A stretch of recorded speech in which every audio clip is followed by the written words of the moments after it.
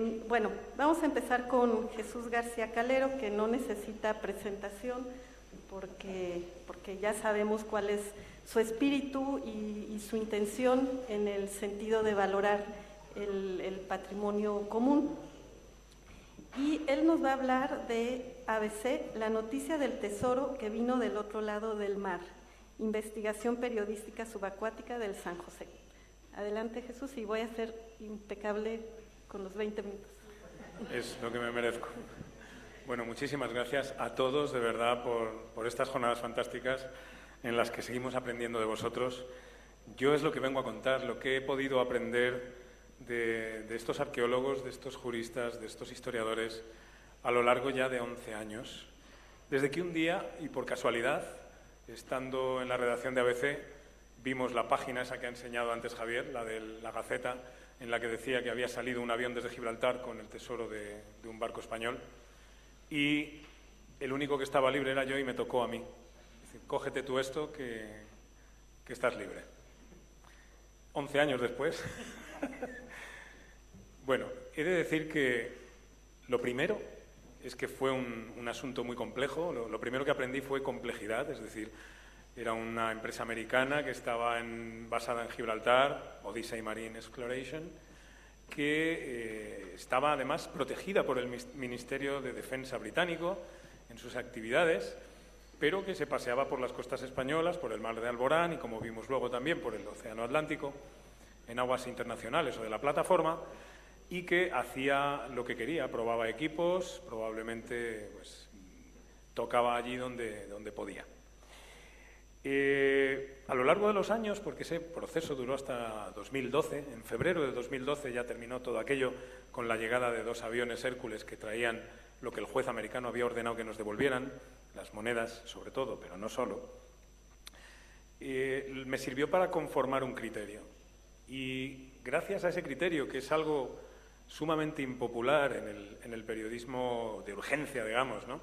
Ese instinto de sentarte un segundito y pensar en lo que está ocurriendo para encontrarle el sentido y la estrategia a lo que tienes que hacer, es lo que ocurrió cuando supimos que Colombia iba a cambiar la ley de patrimonio.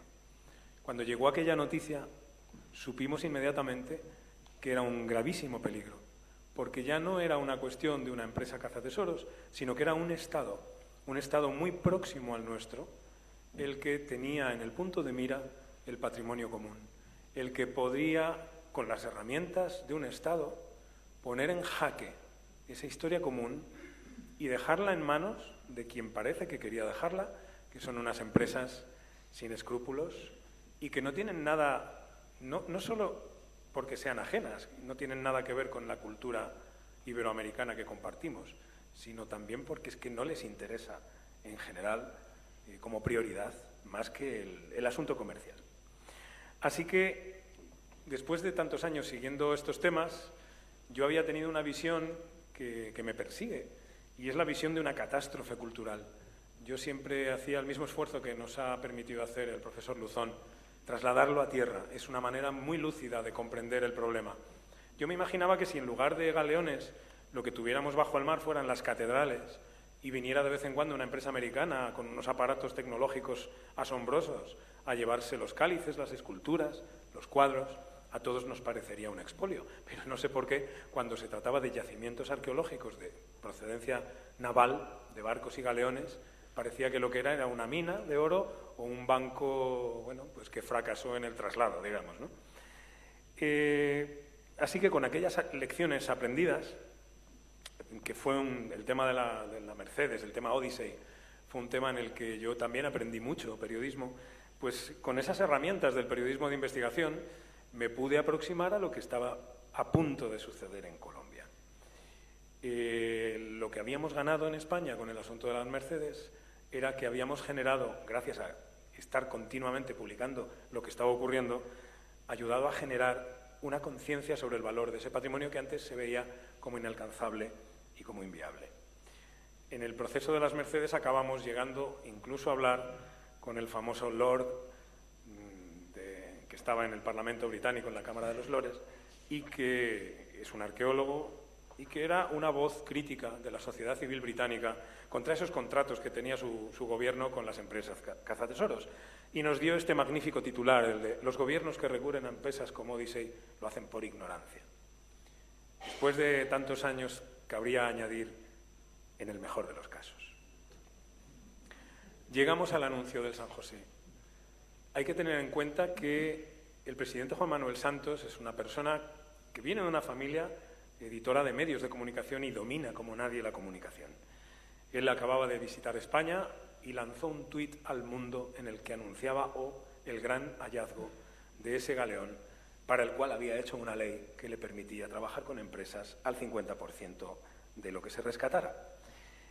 Y a partir de entonces, apagón. Se decretó el secreto de Estado sobre todas las actividades, sobre la naturaleza del contrato, sobre la empresa que lo iba a ejecutar y, sobre todo, hasta nuevas informaciones. Solo tuvimos esa rueda de prensa en la que aparecía, antes vimos una foto con un campo mayor, que estaba también el señor Montenegro, el director del ICANN, pero bueno, aparecía con un miembro de su gobierno, con un miembro de la Armada y con el arqueólogo oficial. Era una visión de Estado, una visión de aquí está un país muy serio presentando un proyecto muy importante y muy serio. A partir de entonces, y sola vez en esto me he parecido probablemente a algún científico, hice como los astrónomos, coger un rayito de luz cuando aparecía y tratar de buscar información dentro. Así que a través de esos meses, esos años que han ido pasando, al principio pues no teníamos prácticamente nada más que aquellas palabras y yo sí me apoyaba en arqueólogos serios a los que pedí que me contarais, muchos de ellos estáis aquí, pues cómo veíais lo que estaba ocurriendo, qué os temíais que podía ocurrir, jurídicamente también, cómo es posible que se haga un contrato en secreto para algo que bueno, puede ser secreta la posición del barco por seguridad, pero el resto es un contrato público muy importante, con muchos millones de presupuesto. ¿Cómo es posible que se admita ese secreto? Cuando acabó el secreto levemente fue cuando hicieron un conversatorio para presentar ya un poco más en público en Cartagena de Indias cómo iba a ser. Habló el presidente, habló el director del ICANN, Ernesto Montenegro, habló también la ministra. Bueno, hablaron un poco todos, hubo algunas preguntas y se puso un vídeo. Y ahí es donde vino el primer rayito de luz que teníamos que analizar. En ese vídeo apareció esta imagen. Es la primera vez que teníamos noción de algo relativo a lo que había ido ocurriendo. Y ahí sale el nombre de un barco. Y con ese nombre empezamos a investigar. Aplicamos, digamos... He de decir que me gustaría más contar una gran novela de que yo tenía fuentes secretas en el gobierno colombiano y en otros lugares de Colombia y que había gente que me pasaba información. No. Mi principal fuente ha sido la emisión oficial de los datos que ha ofrecido el propio gobierno colombiano. Y yo lo que he intentado es hacer mi trabajo, es decir, poner en duda si esto era lo correcto, buscando el criterio de quienes saben más de esto, pero a través de estos datos, porque de lo que trata el periodismo es de los hechos que se puedan contrastar. Aquí había un nombre de un barco que se podía contrastar, y este barco pertenece a una empresa que ya trabajó en otros lugares, donde yo había investigado, con Odyssey Marine Exploration, curiosamente, eran socios. A bordo de ese barco había un ROV, ese vehículo de operación remota, que también tenía la marca de la misma empresa, la Swire, que es una empresa británica con cierta matriz en China, en Hong Kong, y es el mismo barco al que llegó el helicóptero presidencial cuando quisieron poner, digamos, vestir de largo la operación que estaban llevando a cabo para explorar y contarle al mundo cómo era el San José. Hay un segundo en ese vídeo en el que de perfil y a contraluz contra las pantallas del centro de control aparece un hombre de barba blanca. Es el famoso hombre de barba blanca, seguramente, pero es un segundo de ese vídeo. No pudimos hacer mucho más, salvo seguir hablando de arqueología y de cómo sería una buena excavación, hasta que a finales de marzo se hizo público el contrato. Una de las cosas que han hecho, sobre todo, ha sido siempre poner unas frases que han tapado parte del debate.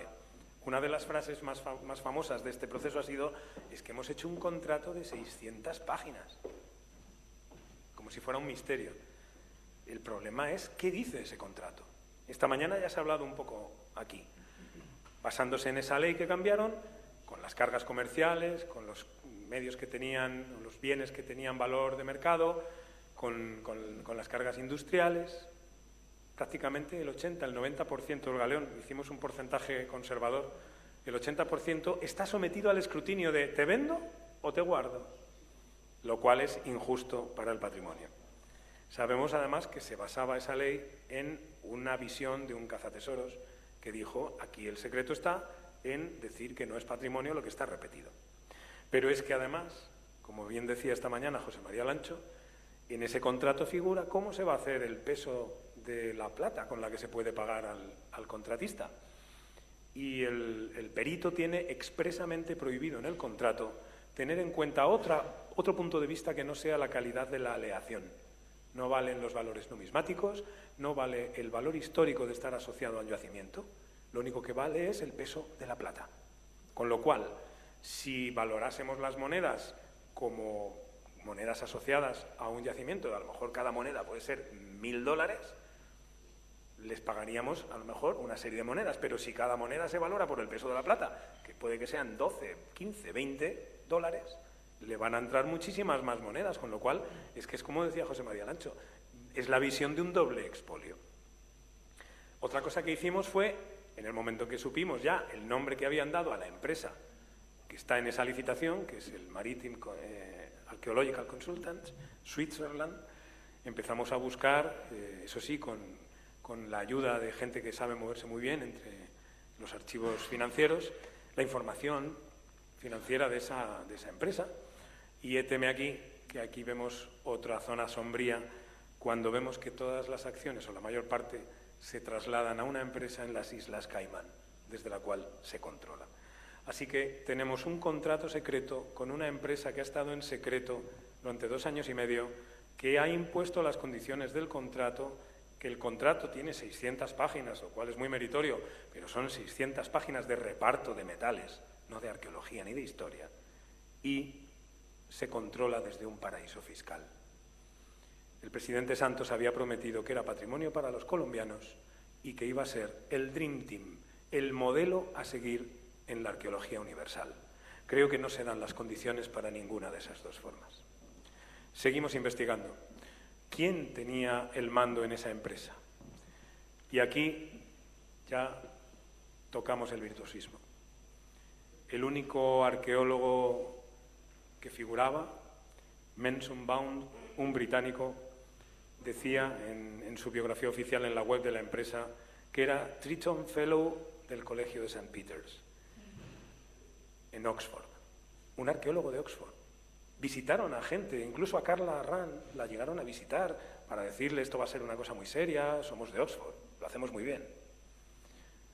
Tuve que hablar con Oxford y escribí al señor Damian Robinson, que es el director del Centro de Arqueología Marítima de Oxford, quien me dijo que este señor no tiene nada que ver con Oxford desde el año 2000 y que dejó de tener que ver con Oxford porque tiene problemas éticos en cómo financia sus excavaciones, es decir, vende los objetos que excava.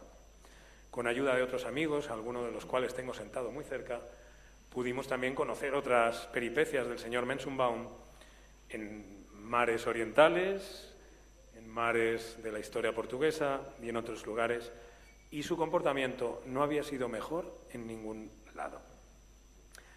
Poco después también vimos que estaba el señor Roger Dooley, otro arqueólogo, así dicho. Se ha dicho que había estudiado en Cuba, es verdad que está muy asociado. El primero tenía una empresa que se llamaba Visa Gold, es una empresa de un nombre humanístico, como todos podremos apreciar, que había ido a trabajar a Cuba en un momento en el que Cuba, por como aconteció la historia de la antigua Unión Soviética, había dejado de recibir un trato preferente económicamente, y entre la búsqueda de recursos que pensó el régimen cubano, pues estaba, vamos a ver qué podemos hacer con el patrimonio subacuático, lo sacamos y lo vendemos. Y él fue uno de los que empezó trabajando con Visa Gold allí y ayudó a diseñar una empresa que ya fue estatal cubana, que se llamó Carisub, de triste recuerdo en toda Iberoamérica, por sus prácticas y por sus fallos de conservación. En fin, está publicado, escrito, he encontrado incluso una tesis felizmente alguien me la envió, una tesis hecha en Canadá que daba muchos datos de cómo había sido esta empresa. Luego había un know-how, como se dice ahora, ¿no? Una gente que tiene pericia técnica. El señor George Horsington también está en esa empresa y es un hombre que ha estado asociado a la búsqueda petrolífera en el medio acuático y tiene un máster en historia. Bueno, pues no le molesta, ¿no? Y luego el señor Frederick Soreide, que es un gran técnico de la búsqueda subacuática, pero que también ha hecho muchos más trabajos de minería que de arqueología. Y que, curiosamente, al principio de su carrera defendía la UNESCO y luego se ha metido en aventuras como la del San José.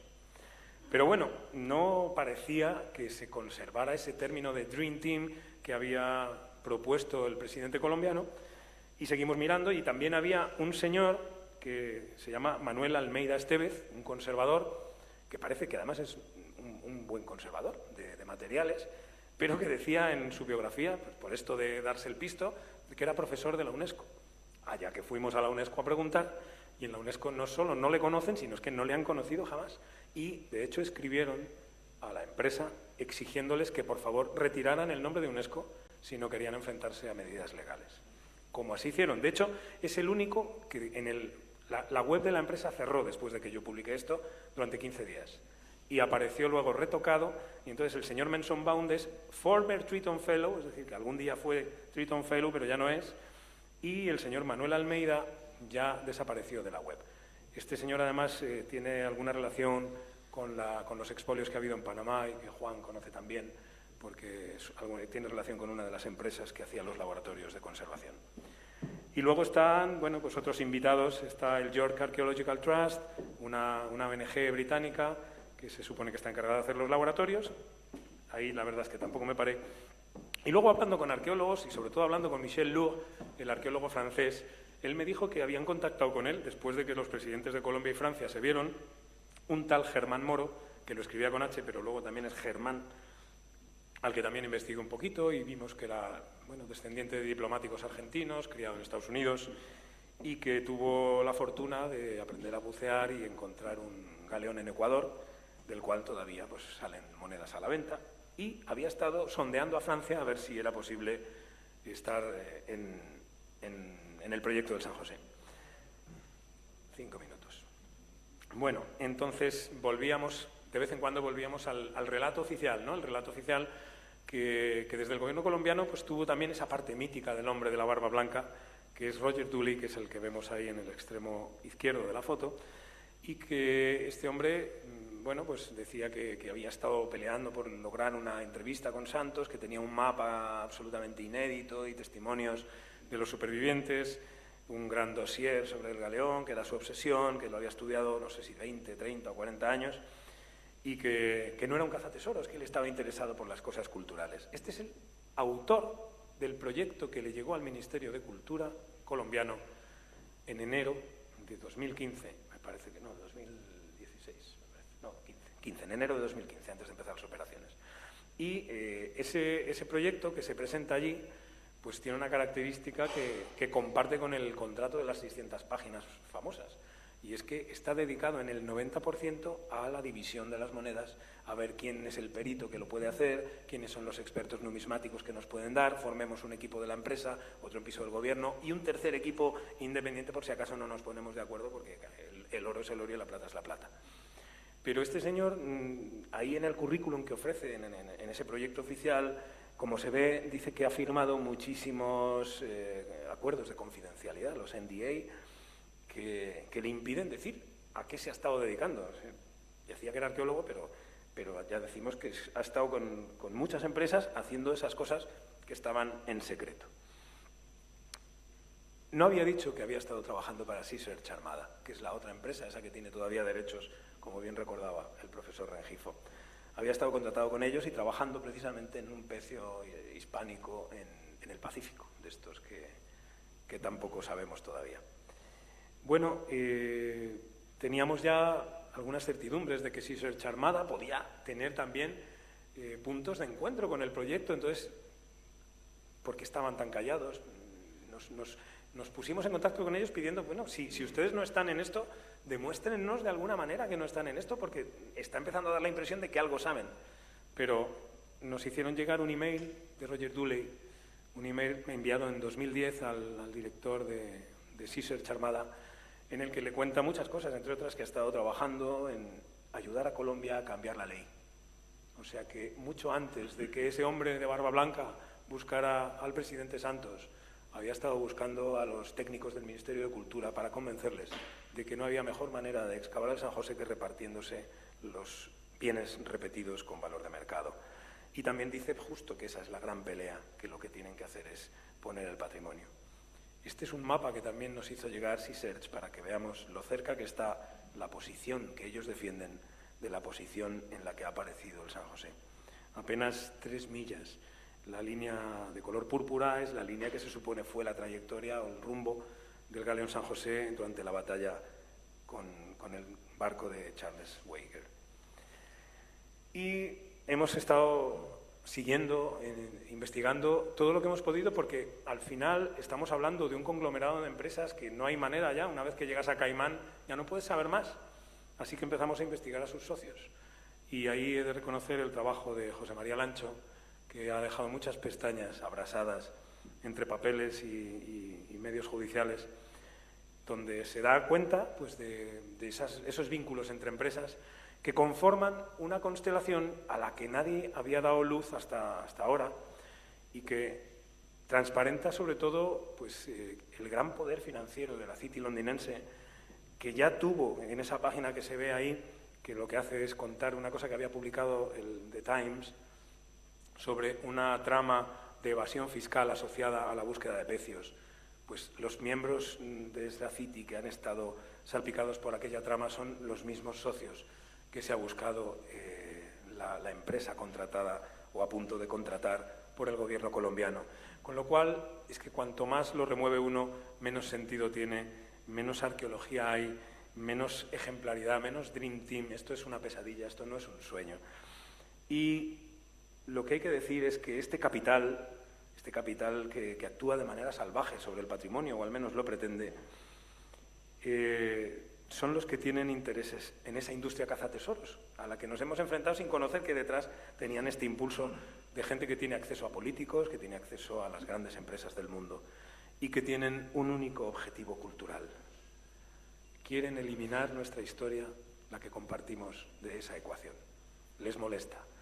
Les molesta todo lo que no sea la plata. Y por eso decidimos preparar estas jornadas y ponerlas sobre esa imagen de una moneda que transparenta la historia, que es lo que hacen las monedas. Y como luego vamos a ver mucho mejor con la conferencia de cierre, una moneda es una historia en sí misma. Así que nos vamos a quedar con eso, con la historia compartida y con seguir tomando conciencia del valor de este patrimonio. Muchas gracias.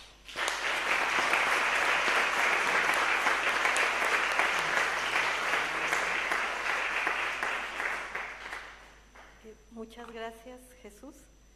Se me había olvidado mencionar, pero lo recordé con tu exposición, que eres el primer periodista subacuático. Ya vimos que sabe investigar a profundidad. Bueno, ahora le vamos a dar la palabra a Alexandre Monteiro. Él es arqueólogo de la Universidad de Lisboa y tiene unas historias y unas experiencias muy interesantes relacionadas con estas empresas privadas y buscadores de tesoros.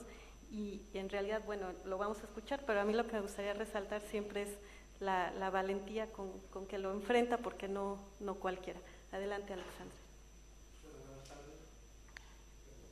Perdón. Buenas tardes. Si Felipe mató la lengua de Cervantes, yo la voy a aniquilar. Así es que pido el perdón de la asistencia. Yo debo decir que no es Universidad de Lisboa, es Universidad Nova de Lisboa. Son dos universidades. Es la misma universidad, la mía universidad, que ha otorgado a Juan Manuel dos Santos el diploma de doctorado honorario. Esto es secreto, no se debe decir, pero la Embajada de Colombia ha pedido mucho a Portugal que lo otorgaran eso.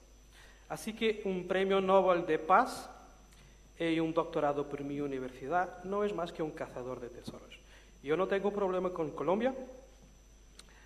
Colombia para mí no es café, café para mí es de Brasil.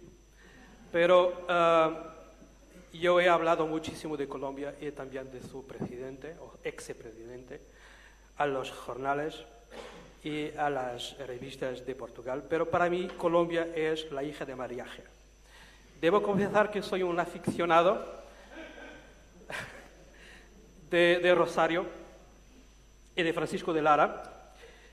Y en esta historia que os voy a contar hay una novela mexicana, no, pero colombiana, y hay canciones y actores, como este tío que ve aquí, que es Kevin Costner. Hablaremos de él un poco más después. Portugal, juntamente con España, es la frontera hacia el Océano Atlántico y desde siempre los buques han partido de ahí. Desde el siglo XV que se han lanzado al Océano Atlántico. Y los buques portugueses, como los ven aquí en el río Miño, en 1508, han compartido con España el mismo destino. El problema es para la gente que está fuera de la península, España y Portugal es la misma cosa. Por ejemplo, aquí pueden ver una gravura inglesa que dice que aquí se perdió un buque inglés en España, pero no es de España, esto es Portugal, es muy cercano de Peniche. Pero nosotros compartimos la misma historia y yo creo que la misma tradición. Y nuestros buques eran en el siglo XVI el mismo que era hoy el Challenger, el Space Shuttle. Y una curiosidad es que la parte delantera del Challenger está revestida de corcho, se dice corcho, ¿verdad? Está revestida de corcho y es con la madera de ese carbajo que se hacían los buques portugueses y españoles que se perdieron un poco por todo el mundo. Esta es una tradición que nosotros podemos rescatar de los archivos. Esta es una parte de un árbol de una nao que, como pueden ver, es exactamente lo mismo que se ha descrito en el siglo XVI en un tratado náutico portugués. Y aquí, en Namibia también, un doble excelente de los Ges católicos españoles, que lo pueden ver aquí y aquí con las armas de España, y aquí una moneda portuguesa también. Todas provienen del mismo pecio de España, y aquí en una gravura iluminada del libro de horas de Don Manuel I, pueden ver la moneda que corría en el Reino de Portugal y pueden ustedes ver también las monedas portuguesas y españolas que estaban en ese pecio. Aquí un cuadro de Velázquez y también un artefacto de Namibia, exactamente lo mismo. Yo creo que la cultura era compartida. Había muchas más cosas en común que cosas que nos separaban. Y lo que es interesante es que, aparte de la leyenda negra, hay mucha gente que le encantan los portugueses y los españoles. Los australianos, mucha gente cree que Australia ha por la primera vez sido vista por los portugueses y quiere mucho que fueran los portugueses que vinieran. Esta es una parte de la narración que hablaba a poco, que está ahí en Australia, de la expedición de Torres. Y la gente intenta muchas veces encontrar pruebas de que eso le acontecía. Yo creo que la parte más fuerte de la arqueología subacuática es el poder que tiene sobre la imaginación de la gente. Una cosa es la imaginación y otra cosa es la evidencia arqueológica. El único buque ibérico que se ha encontrado en Australia fue construido en España, fue operado por portugueses y se perdió aquí en 1876 en un recife de coral. El Museo de Australia lo está intentando de explotar y aquí ustedes pueden ver en Australia, a camino de China, un montón de monedas españolas. Estas son las famosas patacas de China. Y hay muchas variantes, muchas cosas que se pueden hacer con el patrimonio. En Irlanda lo están explotando para contar la historia de la Invisible Armada. En Tailandia lo están cortando para fundir, este es un canon pedrero portugués, para hacer una estatua de Buda en bronce. Es una manera de utilizar el patrimonio. Como decía la arqueóloga tailandesa, pero bueno, un arma de guerra ahora es una estatua de Buda. Como no, es karma. Pero la verdad es que se perdieron muchísimos buques. Y el problema de los buques, de esos navíos que se perdieron, es que creo que es una pequeña parte de la historia marítima del hombre, que tiene más de miles de años, pero entre 1500 y 1800 se perdieron muchos buques portugueses y españoles con cosas que son muy valiosas ahora, que se pueden vender en subastas.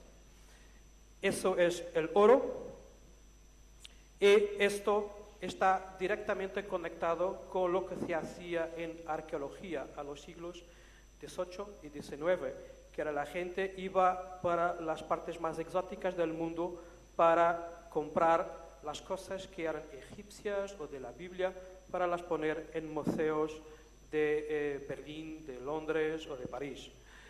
En la tierra se ha pasado eso, pero en la mar se continúa haciendo un poco esta idea de que si lo encuentras es tuyo y lo debes o lo puedes vender. En los Azores, en 1972, hemos tenido un cazador de tesoros inglés, Sidney Wignall, que ha venido a procurar buques españoles para los explotar. En 1974 tenemos un tío que es muy conocido de España, Robert Stenoy, el que ha ido muchas veces a Vigo, que en 1974 ha encontrado un pecio de un navío holandés, el Slot de Hoek, y ha rescatado toda la plata y la ha vendido en subasta. Ha hecho lo mismo con el Douro frente a Galicia. Aquí ven el catálogo de subasta. Y aquí tienen Robert Marx. Lo que Colombia tiene ahora, Portugal lo ha tenido en los años 90. Robert Marx ha hecho lo mismo en Portugal. El contrato que tiene Colombia es lo mismo que estaba trasladado o plasmado en la ley portuguesa. No os equivocáis, esto es un negocio de millones. The Times, es un periódico inglés, ha revelado que esto mueve millones de euros, millones de libras, entre el blanqueamiento de capitales y el investimiento de mucho riesgo para la gente que tiene mucha plata. Esto es un negocio que mueve millones. Y un negocio que mueve millones, tal como el negocio de la droga, el negocio de las armas, todo eso es muy peligroso si intentas tocarlo o denunciarlo. Es por eso que hay corporaciones que son offshore, porque hay que haber blanqueamiento de capitales. Aquí ustedes tienen un conde alemán que estuve envolvido en negocios de corrupción en Portugal con la venta de submarinos alemanes. Los alemanes fueron condenados, pero los portugueses implicados no. Este conde ha formado una empresa de caza tesoro en Portugal con capitales alemanes. Uno de los fundadores ha sido detenido, era oficial de Marina portuguesa y cumplió una pena en cárcel durante 7 años por corrupción. Se han movido al Cabo Verde cuando Portugal los ha cortado el acceso a los pecios y han hecho eso contratando mucha gente para hacer la pesquisa en archivo. Y aquí ustedes pueden ver, estos todos son documentos secretos que estoy poniendo en libre acceso. Pueden ver que la única cosa que contaba para los pecios, que la gente iba a informar a los inversores, era su valor en dólares. Y aquí una conexión con Colombia. Uno de los arqueólogos, de arqueonautas, es el nombre de esta empresa, es Benson Band. Benson Band trabajó con arqueonautas. Ustedes pueden ver también otro arqueólogo, que no es arqueólogo, es biólogo marino, que trabajó con Carisú, una otra conexión. Y abajo tienen Margaret Rule, que vendió la alma al diablo y dejó de ser una referencia en arqueología para ser una cazadora de tesoros. Esta gente expolió, pilló y vendió en subasta todo el patrimonio de Cabo Verde. Aquí ustedes pueden ver un astrolabio que fue intentado en primer lugar de venderse a Portugal. Portugal dice que no, porque nosotros no tenemos cosas que aún vienen legalmente de un país, tiene una procedencia que no es éticamente correcta. Y así el gobierno de Cabo Verde, a través de su ministro de Cultura, juntamente con la empresa de Casa Tesoros, hicieron una licencia de exportación, y la vendieron en subasta en Sotheby's, y un museo marítimo americano que tenía un código deontológico y ético lo quebró y le compró con la excusa, que era la verdad, que eso venía de una explotación legal porque el Estado le había concedido licencia para la exportación. La gente de arqueología ha pedido explicaciones, pero no tenía mucho suceso.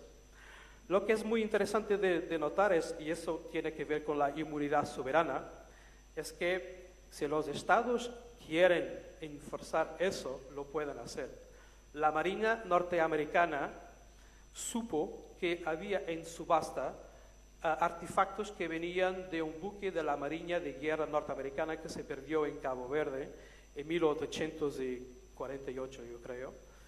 Y han informado la Secretaría de Justicia del gobierno norteamericano, y hay un juez que dice, ha citado a toda la gente, Mensonbund, Margaret Rule, Sotheby's, la empresa, y dice, nosotros hemos tenido conocimiento que ustedes han expoliado un buque de nuestra Marina de Guerra, nosotros no hemos jamás abandonado este buque, vosotros están excavando con técnicas de caza-tesoro y nosotros queremos que todo lo que le han vendido, que nos devuelvan y que cesen todo lo que están haciendo.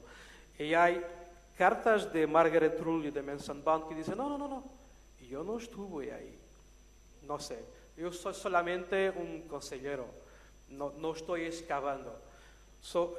Lo que hay es que por una posición pública dicen que no, nosotros tenemos los mejores arqueólogos subacuáticos.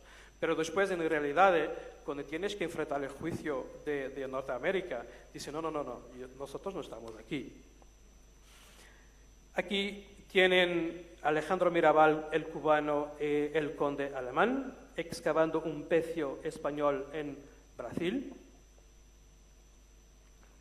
Pero tanto Brasil como Cabo Verde no tenían mucha plata ni mucho oro. Y se han desplazado en Mozambique al año 2000. Aquí ustedes tienen el conde alemán y un general de Frelimo, que fue un anciano piloto de guerra portugués de la Fuerza Portuguesa, que desertó con su avión a Tanzania y que se juntó a la guerrilla comunista en 1965 y que después devenió con la independencia de Mozambique el ministro de Defensa y después el jefe de los servicios secretos de Mozambique. Cuando Samora Machel, que era el presidente, murió en un sospechoso accidente de avión, él quitó todos sus cargos con el gobierno mozambicano, conservó la patente de general de Frelimo y se tornó consultor. Y así que si quieres hacer negocio con Mozambique, que vas a tener un buen consultor, y estos tíos han firmado una parcería público-privada, ¿le parece familiar? Sí. Para hacer la explotación de los pecios mozambicanos. Este tío es uno de los más ricos tíos portugueses. No más porque la crisis de 2008 le ha quitado, pero tiene mucho dinero escondido. Esto es el principal inversor de la empresa de cazatesoros Arqueonautas, juntamente con toda su familia. Y esta mujer, que fue ministra de Cultura de Portugal, cuando Portugal era también sobrescritor de la Convención de la UNESCO, esta mujer era al mismo tiempo administradora de la empresa de cazatesoros.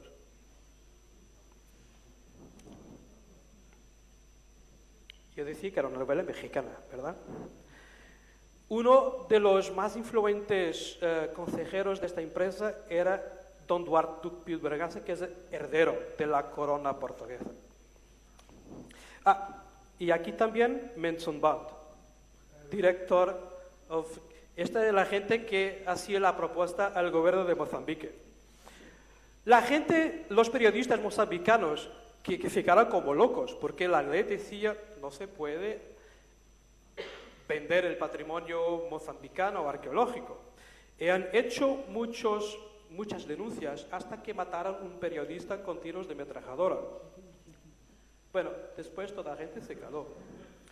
Esto es el contrato secreto entre la República de Mozambique y Patrimonio Internacional, que es la parcería público-privada, y después muchas denuncias, pero se terminaron todo, y la empresa comenzó a explotar el patrimonio. ¿Tengo más tiempo? Ok.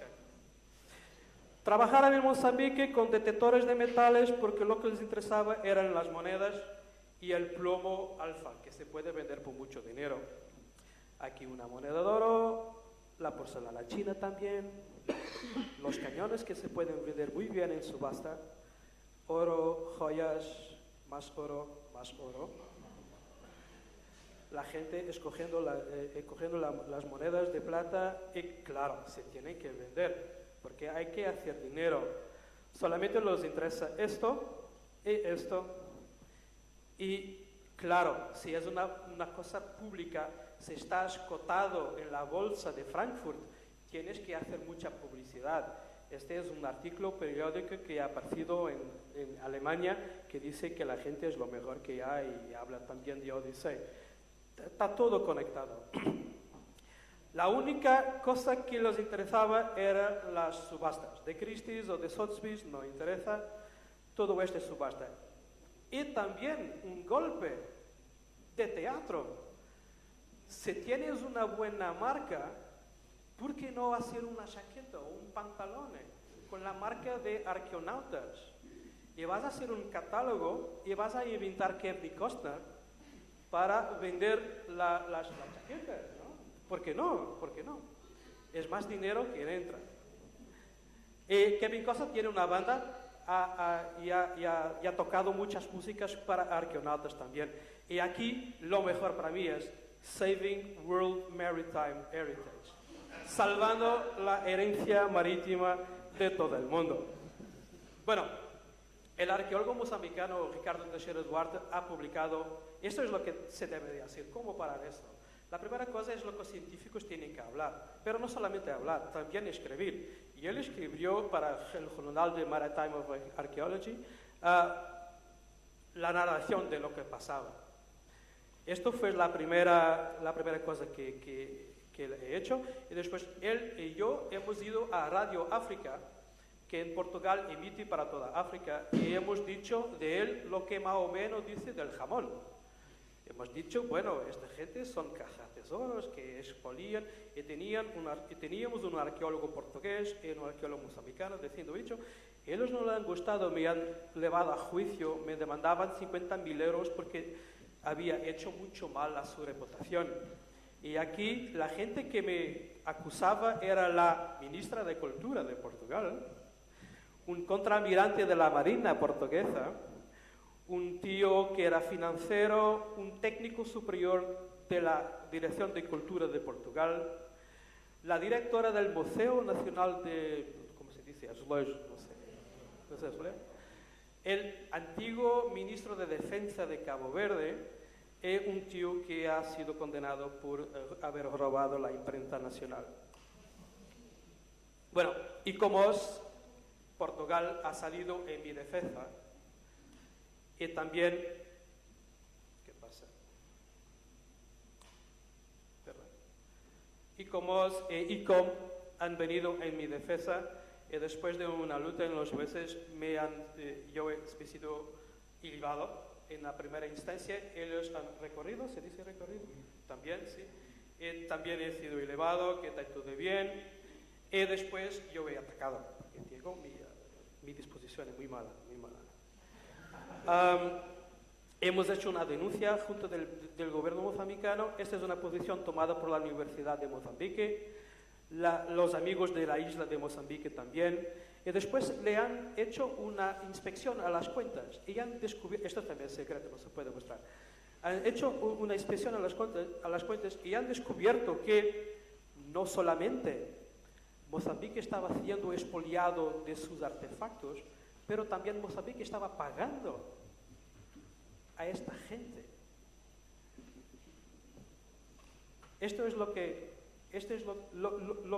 Las conclusiones es que aquí este es menos. Este es lo que Mozambique perdía todo. Un país del tercer mundo siendo expoliado de sus artefactos, de su cultura, para ser vendido en subasta en Europa a coleccionadores ricos del primer mundo, y Mozambique pagando a esta gente, porque no recibía nadie. Bueno, han sido obligados a hacer un inventario de todo. Esta es la única cosa arqueológica que resta. Si tú vas a visitar los sitios, están completamente destruidos. No hay nadie. No hay nada publicado, no hay preservación, conservación, lo que sea. Pero aún siguen diciendo que están salvando la herencia marítima del mundo, y ahora son una fundación. Esto es interesante, estoy terminando, 2 minutos más. Porque hay gente que es cómplice. Esto es Museo de San Juan en Puerto Rico del Mar. Lo hemos visitado creo que a 2 años atrás. Y aquí no solamente tienen el clavo original de Santa María, con un pedazo de madera de la Santa María de Colombo, pero también lo que Mel Fisher ha hecho en Florida es un compás de dromadero. Esto fue comprado por el Museo Marítimo de San Juan a un cazador de tesoros. Es así que ellos siguen haciendo negocio. El Centro de Cultura de UNESCO dice, a nosotros nos gusta muchísimo este museo. Tiene cosas que son de la... En Oman es lo mismo lo que está pasando. Yo tengo un proyecto en Oman y lo que pasa es que la presencia portuguesa y española en Oman está siendo investigada por un tío que hace no es bien caza tesoro, pero no es bien arqueología, es una cosa mixta que se está haciendo ahí. Y solamente tienes que tener un nombre sonante, el nombre de Vasco de Gama, por ejemplo. Este tío es el tío que inició la explotación del general Abatucci y que tiene este equipo para hacer una excavación arqueológica. Y tenemos muchas disputas en los periódicos portugueses. Uruguay, el mismo problema. Tienen muchos pecios con oro y plata y la gente, las autoridades están demandando ayuda para luchar contra gente como Horacio Pardo e intentar de rescatar este pecio que es un pecio español con los marinos portugueses aún siguen ahí a 5 metros de agua. Esto ha sido explotado por los cazatesoros. Lo que hay que decir es que el futuro es más radiante que el pasado, porque nosotros hemos tenido muchos problemas, pero ahora estamos mejor. Portugal intenta de extender su plataforma continental y su plataforma continental va a gozar de una protección para el patrimonio cultural subacuático. Hay pecios españoles en Portugal que tienen 22 toneladas de oro de plata bajo 2 metros de arena. Si lo quieren, lo podemos ir a rescatar. Y lo que hay que decir de todo es que Mel Fisher tiene esta moneda de oro aquí, y lo que es más interesante es que arriba se venden monedas como esta. La gente le encanta las historias de tesoros y la venden aquí al Museo Arqueológico Nacional. Pero lo que hay que hacer es ir a los periódicos, hablar con la gente, ir a los niños de 4 años, explicar lo que es un pecio, lo que se puede saber de un pecio. Eso yo creo que es el futuro, es hablar con toda la gente, contar las historias, no dejar nada que no sea transparente, y yo creo que eso es el camino que se ha de hacer.